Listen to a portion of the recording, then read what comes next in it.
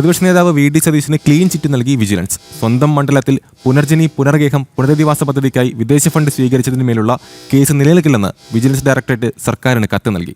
ഈ വ്യാജ വാർത്ത ജനം TV മാത്രമല്ല, കേരളത്തിലെ എല്ലാ ചാനലുകളും നിങ്ങളെ കാണിച്ചു കഴിഞ്ഞു. എന്നാൽ അവർ നിങ്ങളെ കാണിക്കാതെ ഒളിപ്പിച്ചു വെച്ച ആ വിജിലൻസ് റിപ്പോർട്ടിലെ ഏറ്റവും പ്രധാനപ്പെട്ട ഭാഗം ഇതാണ്. അതിൽ റെക്കമെൻഡേഷൻ എന്ന കോളത്തിൽ വിജിലൻസ് ഉദ്യോഗസ്ഥൻ വ്യക്തമായി രേഖപ്പെടുത്തുന്നത് 2010 കോൺഗ്രസ് സർക്കാർ തന്നെ പാസാക്കിയ ഫെമ നിയമത്തിന്റെ ലംഘനം അന്വേഷിക്കണമെന്നും ഒപ്പം ഇത് അന്വേഷിക്കേണ്ട ഏജൻസി CBI ആണെന്നും തൊട്ടടുത്ത കോളത്തിൽ രേഖപ്പെടുത്തുന്നു. ഈ രേഖ എല്ലാ മാധ്യമങ്ങൾക്കും ലഭിച്ചു കഴിഞ്ഞതാണ്.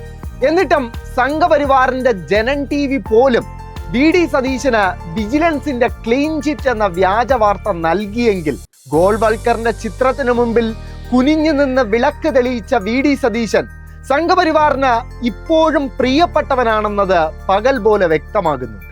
ഇനി വി ഡി സതീശന്റെ ഒരു പെരും നുണ ആദ്യം കേൾക്കാം.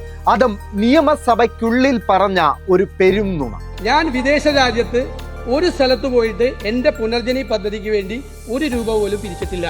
ഒരു രൂപ പോലും താൻ വിദേശത്ത് പോയി പിരിച്ചിട്ടില്ല എന്ന് പറഞ്ഞ അതേ വി ഡി സതീശൻ വാർത്താ സമ്മേളനം നടത്തി വിദേശത്ത് പോയി പണം പിരിച്ച കഥ പറയുന്നത് കണ്ടിട്ടുണ്ട്? ഇല്ലെങ്കിൽ കണ്ടു. ഞാൻ ലണ്ടനിലെ ബർമിംഗ്ഹാമിൽ പോയിട്ടുണ്ട്. ലണ്ടനിലെ ബർമിംഗ്ഹാമിൽ ഗൾഫ് രാജ്യങ്ങളിൽ ഞാൻ പോയി പ്രസന്റേഷൻ നടത്തി, ഞാൻ സഹായം മേടിച്ചിട്ടുണ്ട്. തീർന്നിട്ടില്ല. ഇനി വിദേശത്ത് പോയി സാക്ഷാൽ വി ഡി സതീശൻ തന്നെ പണം പിരിക്കുന്നതിന്റെ വീഡിയോ കൂടി ഒന്ന് കണ്ടു നോക്കിയാലോ? Actually, you are helping in around the table. You are helping 5 families. When you are raising 500 pounds, that will help 5 families. അപ്പോൾ വി ഡി സതീശൻ വിദേശത്ത് പോയിട്ടുമുണ്ട്, ഫെമ നിയമം ലംഘിച്ച പണം പിരിച്ചിട്ടുമുണ്ട്. ഇനി അറിയേണ്ടത് കണക്കാണ്.